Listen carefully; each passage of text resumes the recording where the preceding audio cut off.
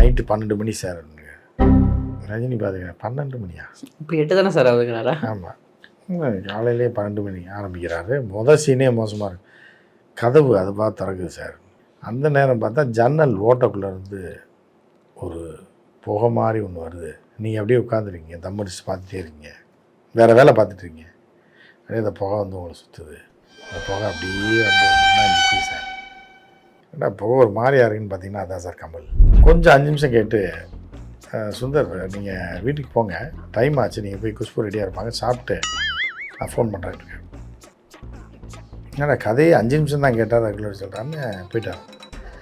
கதையே பிடிக்கல, மாற்றுங்கன்னா என்ன பண்ணுறதுன்னு சுந்தர்சி பார்த்துருக்கேன். அப்படியே இது வேண்டாம், அந்த ஆட்டை 2 பேர் சேர்ந்து நம்மகிட்ட விளாடுறாங்க அப்படின்ட்டு சொல்லாமல் கொள்ளாமல் லெட்டர் எழுதி வச்சுட்டு, என்னை காணவில்லை, யாரும் தேட வேண்டாம், நான் காரணம் வந்து கமலோ ரஜினியோ கிடையாது, நான் தான் காரணம், என்னை நானே எதையாவது எடுத்து அடித்து கொள்ள வேண்டும், இதில் கமிட் ஆனது முதல்ல தப்பு. ஏன்னா உங்கள் கைப்பக்குவத்தில் போடுங்கன்னா அவர் இன்னும் கொஞ்சம் சாட் மசாலாவை தூவி விட்டு மசாலா தோசை சூப்பராக போடுவாப்புல. வடிவேலு காமெடி மாதிரி மேலே அப்படியே பொடியா தூவி விட்டு எல்லாம் அருமையாக போட்டு பண்ணிடுவாப்புல. அவர்கிட்ட போய் நீங்கள் அடுப்பு மாவு எல்லாம் நீங்கள் கொண்டு வந்து போட்டு கொடுங்கன்னா எப்படி போடுவாங்க? தம்பி இது கைலி துணி தான், ஒரு 2.5 மீட்டர் இருக்குது, வீட்டில் சும்மா ரொம்ப நாள் கிடக்கு, இதில் ஒரு சட்டையும் ஒரு 2000 தச்சுருங்க.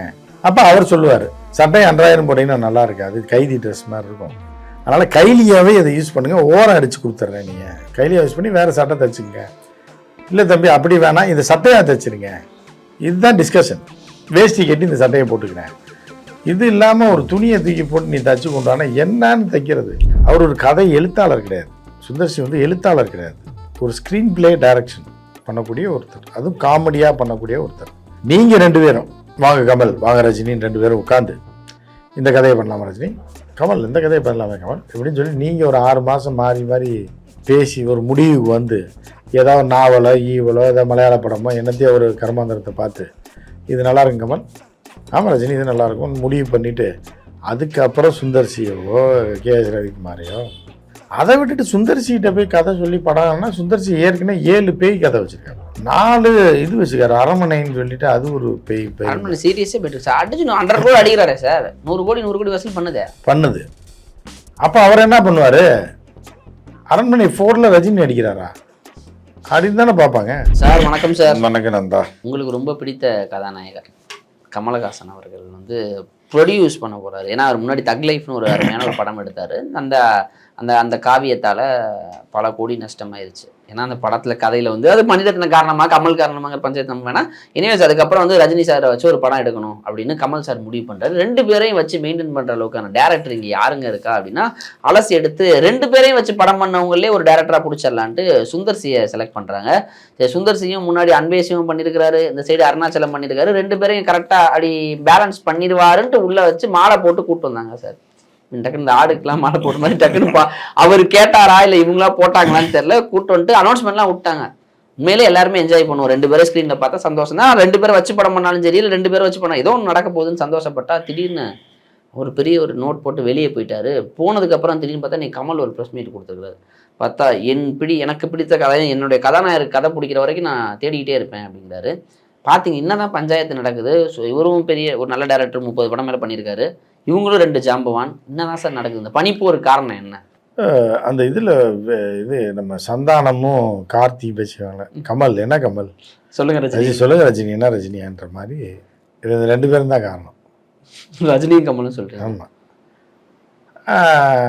என்ன கமல் என்ன பண்ணலாம் கதைக்கு, என்ன சொல்லுங்கள் ரஜினி என்ன பண்ணலாம் நீங்கள் சொல்லுங்கன்னு.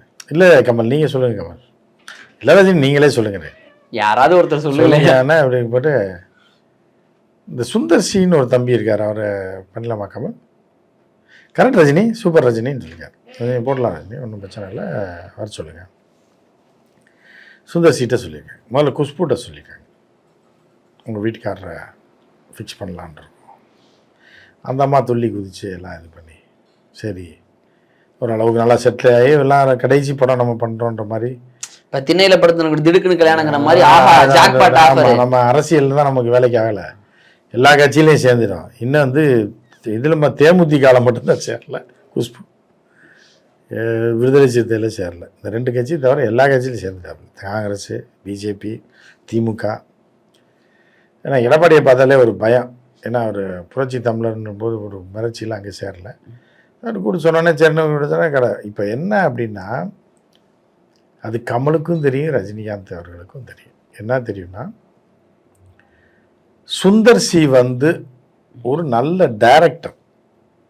ஒரு கதையை தூக்கி கொடுத்து இதை டைரக்ட் பண்ணி கொடுங்க, இதில் கொஞ்சம் மசாலா ஏற்றி ஒரு கமர்ஷியலாக கொண்டு வந்து பண்ணி கொடுங்க அப்படின்னா, அவருக்கு வந்து என்னென்னா மாவு கொடுக்கணும், கல் கொடுக்கணும், அடுப்பு கொடுக்கணும், மசாலாவும் கொடுக்கணும்.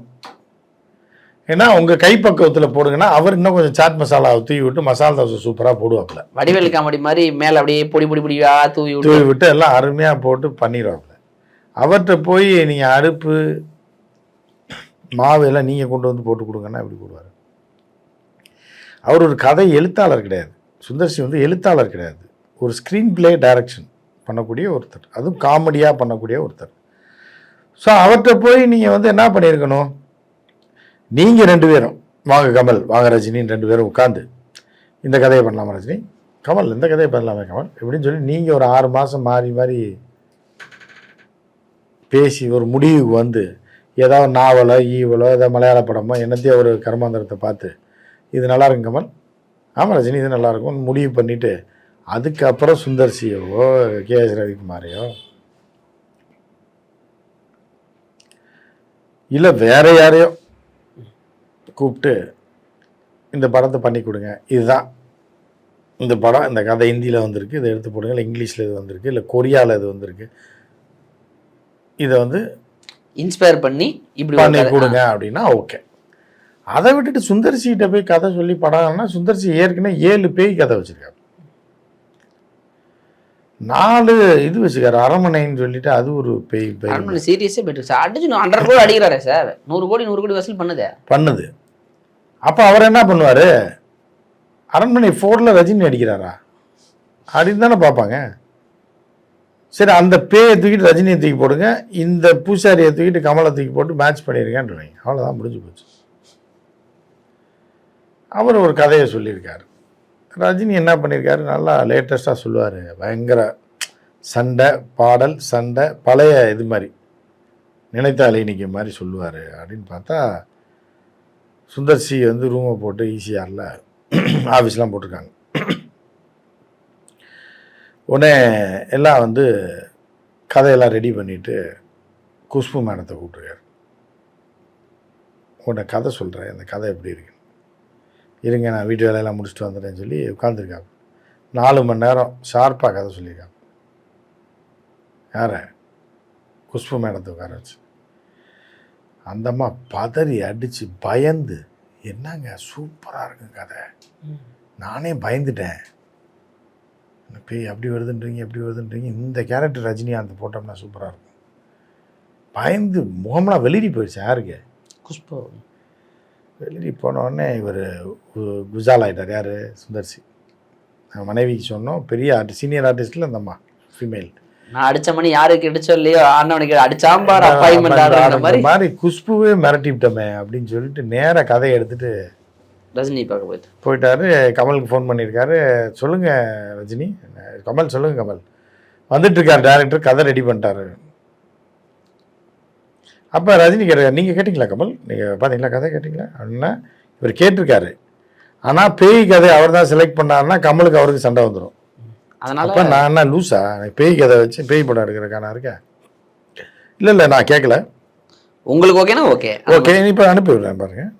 கமல் அனுப்பியிருக்காரு. நான் பார்லிமெண்ட்டுக்கு அர்ஜென்ட்டாக போயிட்டுருக்கேன், நீங்கள் டெல்லியில் சில பேரை பார்க்க வேண்டியது இருக்குது, அப்பாயின்மெண்ட் கொடுத்துருக்கேன், நான் போகிறேன், கதையை கேளுங்கன்னா சுந்தர் சீட்டு கார் எடுத்து விரட்டி போயிருக்கார் டிரைவர். வேகமாக ஓட்டு, வேகமாக மிதி மிதி மிதி ஈசிஆரில் 140 150 வந்து போயஸ் கார்டனில் சரட்டன் பிரேக் அடிச்சு நின்று இருக்காரு. கதையை ஆரம்பிச்சிருக்காரு. யார்? ரஜினி. நைட்டு 12 மணி சார். ரஜினி பார்த்தீங்கன்னா 12 மணியா? இப்போ 8 தானே சார் ஆகுதுங்கிறாரா? ஆமாம், காலையிலே 12 மணி ஆரம்பிக்கிறாரு. மொதல் சீனே மோசமாக இருக்கு. கதவு அது பார்த்து திறக்குது சார். அந்த நேரம் பார்த்தா ஜன்னல் ஓட்டக்குள்ளே இருந்து ஒரு புகை மாதிரி ஒன்று வருது. நீங்கள் அப்படியே உட்காந்துருக்கீங்க, தம் அடிச்சு பார்த்துட்டே இருக்கீங்க, வேறு வேலை பார்த்துட்ருக்கீங்க, அப்படியே அந்த புகை வந்து உங்களை சுற்றுது. அந்த புகை அப்படியே வந்து உங்கள் முன்னாடி நிற்கிது சார். ஏன்னா இப்போ ஒரு மாதிரி யாருக்குன்னு பார்த்தீங்கன்னா அதான் சார் கமல். உடனே நீங்கள் அங்கே தேடுறீங்க கிடைக்கிற விளக்கமாற எடுத்து எதையாவது ஒன்று எடுத்தேன் பேய் எப்படி துரத்துவாங்க, எடுக்கிறீங்க அந்த புகை போயிடுது சார். அப்போ தான் டைட்டில் போடுறோம், ராஜ்கமல் வழங்கும். அந்த புகை போனோடனே அந்த புகையிலேருந்து லெட்டர் புகையிலே வந்து புகழே படம் பேர். ஆமாம், வழங்கும் அரண்மனை 7 போடுறோம் சார். போட்டோன்னு நீங்கள் அப்போ தான் சார் பார்க்குறீங்க ஏதோ பேய் நுழைஞ்சிச்சுன்னு, இப்படி தான் சார் கதை போகுது அப்படின்ட்டு. கொஞ்சம் 5 நிமிஷம் கேட்டு, சுந்தர் நீங்கள் வீட்டுக்கு போங்க, டைம் ஆச்சு, நீங்கள் போய் குஷ்பு ரெடியாக இருப்பாங்க, சாப்பிட்டு நான் ஃபோன் பண்ணுறேன்ட்டு இருக்கேன். ஏன்னா கதையை 5 நிமிஷம் தான் கேட்டார், ரெகுலர் சொல்கிறான்னு போயிட்டார். கமல் ஃபோன் பண்ணுங்க, ரஜினி கதை கேட்டிங்களா என்ன? இல்லை கமல், அது என்ன பேய் கதை சொல்கிறாருன்னு. பேய் கதையாக சொன்னார், அதில் உங்களை பேயாக காட்டுறாரா, என்னைய பேயாக காட்டுறாரா? நீங்கள் நானும் அந்த பேயை வந்து துரத்துற மாதிரி, இது செட் ஆகாது கமல். அப்படியே சொல்லிங்க ரஜினி, சரி வேறு ஃபோன் பண்ணிங்க, வேறு கதை சொல்லிக்காரு. இப்படி ஒரு 2வது கதை சொல்லிக்காரு, 3வது கதை சொல்லிக்காரு. அது கமலுக்கு பிடிச்சிச்சு. Super fantastic Sundar C, very fine, ரஜினிகிட்ட போய் சொல்லுங்கள். போனோடனே ரஜினி பார்த்தோன்னே காரி துப்பாத குறையா, புரியுதா? என்ன Sundar C, what is this, latest ட்ரெண்டில் கதை சொல்லுங்கள். இது பழைய அருணாச்சலத்தையும் இதையும் சேர்த்து ஒரு கதையை சொல்கிறீங்க, பாட்சாவையும் சேர்த்து, லேட்டஸ்ட் ட்ரெண்ட்னா எந்த மாதிரி அதையும் சேர்த்து. அப்புறம் வேறு மாதிரி எதிர்பார்க்குறாரு, துப்பாக்கி நாய், இந்த இவரை கொண்டு வந்து நாயை கொடுத்து ஓட விட்டாங்க யார், இந்திய ஆக்டர். நாயை கூட்டு இங்கிட்ட நடக்க விட்டுட்டு அதுக்கு ஒரு பெரிய சம்பளத்தை கொடுத்து அவர் மார்க்கெட்டையும் காலி பண்ணாப்புல யார், அமெரிக்கான கூலி படம் கூலி. அப்படின்னோடனே லேட்டஸ்ட் ட்ரெண்ட் 2K கிட்ஸ் பார்க்குற மாதிரி இருக்கணும், வெறி பிடிச்சி பார்க்கணும். சரி, விஜய்ன்னு கத்தக்கூடாது, டிவிகேன்னு கத்தக்கூடாது, ரஜினின்னு கத்தணும் இந்த படத்தை பார்த்துட்டு. அந்த மாதிரி வெறி ஏற்றுற மாதிரி ஒரு கதை சொல்லுங்கன்னா, நீங்கள் என்ன பண்ண பேயின்னா நான் சுந்தர்சி பார்த்துருக்காரு. இதுக்கு மேலே நம்ம கதை எழுத முடியாது, 1 மாதமாக உட்காந்து எழுதியிருக்கோம்.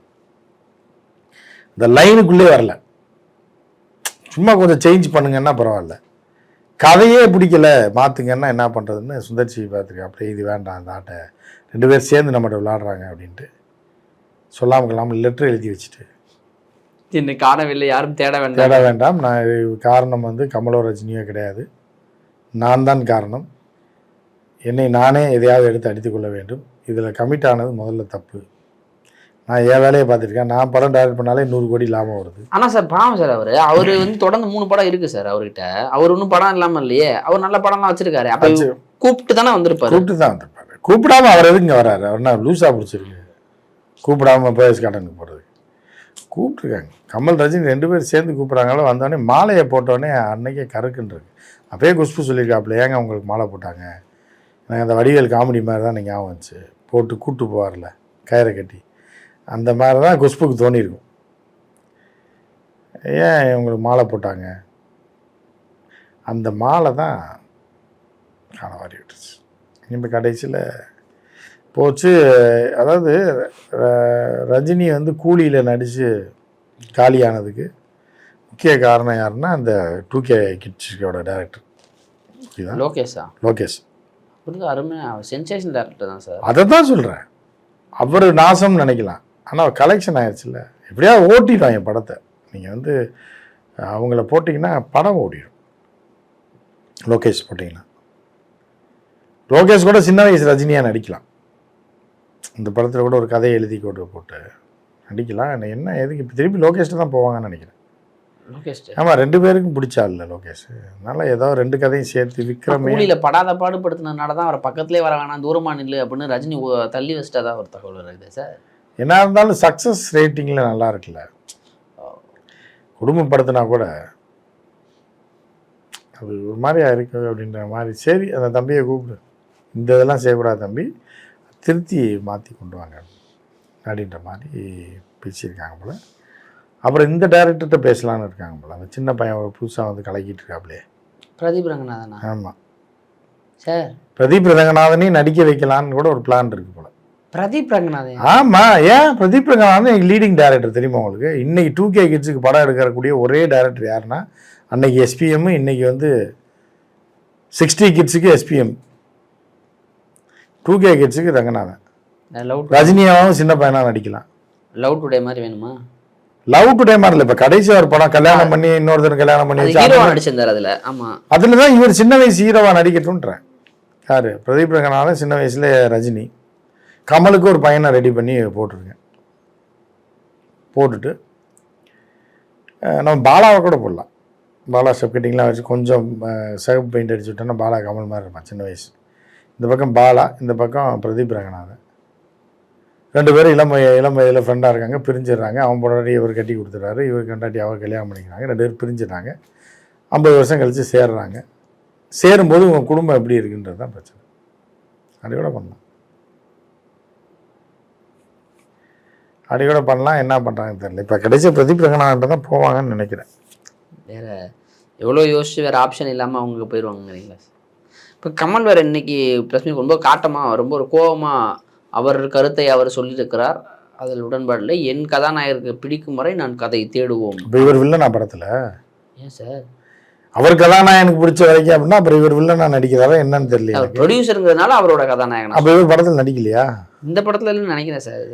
இந்த படத்தில் ரஜினி கமல் சேர்ந்து தான் நடிக்க போகிறாங்க. இல்லை சார், அது இன்னொரு படம், அதுக்கு தனி இன்னும் டேரக்டர். அது இல்லையா? அது எப்படி சொல்லிட்டீங்க? அது தேவைப்பட்டிருந்தா இப்போ பட்ஜெட்டுக்காக, ஐ மீன் படத்தை வியாபாரத்துக்காக வேணா ஒரு கேமியா வேணா அதுல வர வாய்ப்பு இருக்கு. சேர்ந்து நடிக்கிற படம் இன்னொரு படம், அது தனியா கதை. இது இல்லையா? அதுல செத்து ரத்த வாந்தி எடுத்துருவாங்க இல்லை டேரக்டர்? 2 பேரும் சேர்ந்து நாவா சார்? ஆமா, என்ன சார் டேரக்டர் செத்துருவாங்க கடைசியில் கிளைமாக்ஸ்ல. படத்துல யாராவது ஒருத்தர் சாகணும், சாகணுன்றக்காக கமல் ரஜினி சாகிறத ரசிகர்கள் ஒத்துக்க மாட்டாங்க படத்துல. டேரக்டர் 2 பேரும் சேர்ந்து கொள்கிற மாதிரி தான் அந்த படம் வரும். ஏன் சார் அப்படிலாம் பாடப்படுத்த மாட்டாங்களா சார்? எதுவும் பாடாப்படுத்துறது இல்லை, அவுட்புட் வாங்குறேன் சார். இப்போ சமீபத்தில் கமல் படம் பண்ணார் சார், இந்தியன் படம் பண்ணார், தக் லைஃப்லாம் பண்ணியிருந்தார். அதான் முடிச்சு விட்டாங்கல்ல, இந்தியன் படம் பண்ணார், படம் தான் ஓடலையே, முடிச்சிட்டாங்கல்ல. கமலே தக் லைஃப்லாம் கமலை வந்து அதுக்கு கமலை கொண்டு போய் எங்கடா கடலில் தள்ளி விட்டுருக்கலாம். தக் லைஃப் படம் பண்ணுறதுக்கு அவ்வளோ நாள் வேஸ்ட் பண்ணதுக்கு. வாங்க கமல் கடலை பார்த்துட்டு வரலான்னு கூப்பிட்டு போய் என்ன மிதக்குதுன்றாங்கன்னு சொல்லி கூப்பிட்டு போய் நடுக்கடலில் தள்ளி விட்டு வந்திருக்கலாம் மணிரத்னம். படத்தை எடுத்து காசையும் போட்டு டோட்டலாக கமலோடைய இமேஜை டேமேஜ் பண்ணி பல நாள் திட்டம் போட்டு கவுத்த மாதிரி திரிஷாவை முடிச்சு கட்டி, திரிஷா ஏதோ சொல்லியிருக்கோம், திமிர் பண்ணியிருக்கோம்னு நினைக்கிறேன். அப்போ மணிரத்னத்தை 2-3 படம் நடிக்கும்போது, அப்போ இளமையிலாக இருக்கும்போது ஏதாவது லேட்டாக வர்றது சொல்கிறத கேட்காம பண்ணியிருக்கும் போல். டோட்டலாக திரிஷாவை முடிச்சு விட்டா. பாவம் சார் எஸ்டிஆர், அவரையும் உள்ளே கூப்பிட்டு போய் அவர் பாட்டு அவனே. எஸ்டிஆர் வந்து தேவையில்லாமல் அந்த வண்டியில் ஏறிட்டாப்புல. சரி, எல்லாம் தெரிஞ்சவங்க சித்தப்பாவா இருக்காங்க, தெரிஞ்சவங்களா இருக்காங்க, நம்பி ஏறலான்னு ஏறிட்டாரு. வெடிகுண்டு வைக்கிற ஒரு பஸ்ஸில் வெடிகுண்டு வைக்கிறதுக்கு இது ஒரு வில்லன் போவாங்க. ஆனால் நமக்கு வேண்டியவனு வண்டியில் ஏறிடுவான், சொல்லவும் முடியாது. வெடிகுண்டோடு இருக்குது, வெடிக்க போகுது அப்படின்னு சொல்லவும் முடியாது. மொத்தமாக போய் சேர வேண்டியதான். அந்த மாதிரி தான் இனி எஸ்டிஆர் வந்து பாப்பாப்பில் இன்னிலாம் அவ்வளோ சீக்கிரம் ஏமாந்துட மாட்டாங்க. எல்லாமே அனுபவம் தானே. அது மாதிரி இருக்குது. கமலை டோட்டலாக முடிச்சு விட்டான். தக் லைஃப்லலாம் வந்து அதுவும் கதை. இன்னைக்கு கமல் வந்து போய் எம்பி ஆனது காரணமே அது ஒரு காரணம். கோவை மக்கள் ஒரு காரணம், புரியுது? கோவை மக்கள் தான் மெயின் காரணமே. ஒரே இதில் முடிச்சு விட்டாங்க. அதுக்கு அடுத்து சினிமாவில் திரையுலகத்தில் முடிச்சு விட்டது மணிரத்னம். கதை எழுதியிருந்தார் பாருங்க சார், அருமையாக. கணவனுக்கும் மனைவிக்குமான காதல், ஆனால் அவருக்கு மனைவியை மீட் பண்ணாமல் ஜெயிலேருந்து வந்தவர்களோட அங்கே தான் போவார். ஆனால் அந்த பெண்ணு மேலே இவர் ஆசைப்படுவார். இவங்க 2 பேரும் அப்பா பையன் மாதிரி தான் ஒரு கதையை கொண்டு வந்தார் பாருங்க. அந்த ஒரு லேட்டஸ்ட் 2K கிட்ஸ் கதை. அது 2K கிட்ஸ்க்கே புரியலை. அது இது ரொம்ப சுற்றி வராங்கல்ல, கேவலமான ஸ்டோரியை கூட சூப்பர் ஸ்டோரின்னு சொல்லுவோம்டா 2K கிட்ஸ். ஆனால் எங்களுக்கே அது புரியலடான்ற மாதிரி ஆயிடுச்சு கதை. ஆனால் அவங்க வந்து இப்போ நம்ம ஆங்கிளில் நம்ம பார்க்குறோம், அவங்க ஆங்கிளில் வந்து என்ன ஆயா தாத்தாவை தானே பார்ப்பாங்க. கமலையும் திரிஷாவையும் இப்படி தானே பார்ப்பாங்க. இப்போ என் வயசு கமலா அண்ணான்னு பார்ப்பேன், நீங்கள் வந்து ஒரு அப்பா ஸ்தானத்தில் பார்ப்பீங்க. 2K கிட்ஸு தாத்தா ஸ்தானத்தில் தானே பார்ப்பாங்க. இந்த தாத்தா ஏன் இப்படி அநியாயம் பண்ணுறாரு, ஜெயிலேருந்து வந்தவொடனே போய் அந்த ஆயாவை தொல்லை பண்ணுறாரு, இவர் விட்டு போனாருன்னா சிம்பு போய் அந்த ஆயா இந்த மாதிரி அப்படி தான் பார்ப்பாங்க. இந்த ஆயா பாவம். ஏன் ஆமாங்க, 2K கிட்ஸோட என்னங்க வயசு அவங்களுக்கு? 2K கிட்ஸுக்கு 20, 21 அவ்வளோதானே. திரிஷாக்கு 45 இருக்குமா? மேலே இருக்கும்.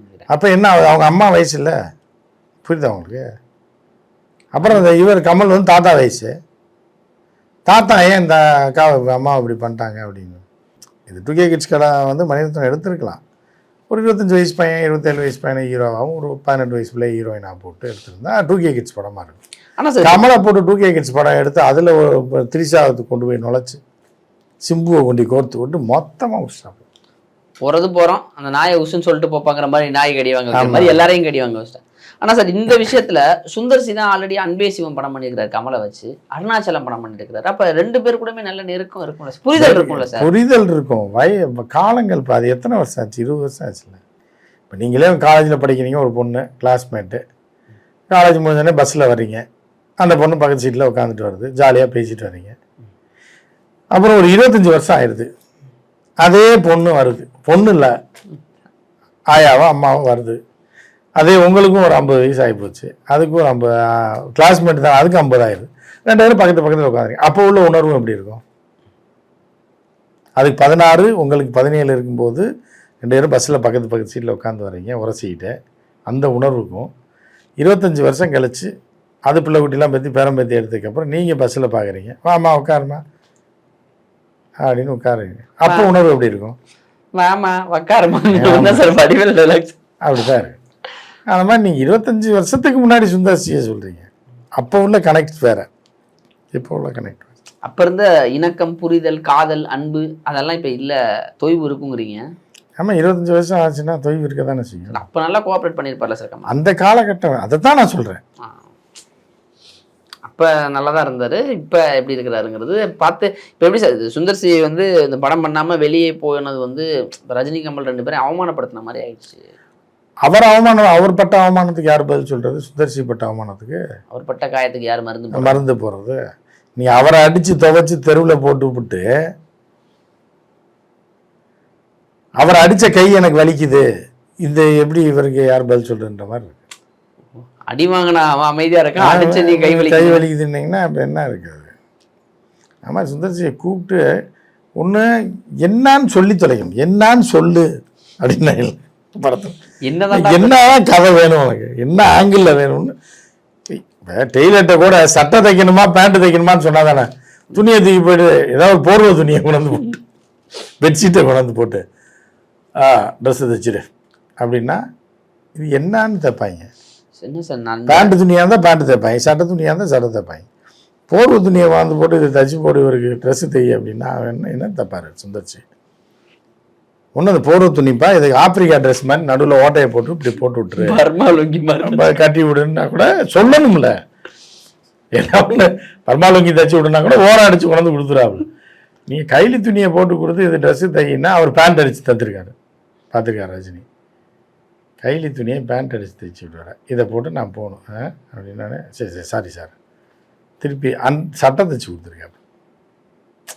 சுந்தர்சிக்கு புரியவே இல்லை. கொடுத்தது கைலி துணி கட்டமாக இருக்குது, சட்டை தைச்சிருக்கேன். கைலி துணியை சட்டை தைச்சி கொடுத்துருக்காப்புல, திருப்பி போயிருக்காங்க 2000 தைச்சி கொண்டு போயிரு. இன்னும் புரியலை, நம்ம என்ன லைனுக்கு வரோன்னே தெரில.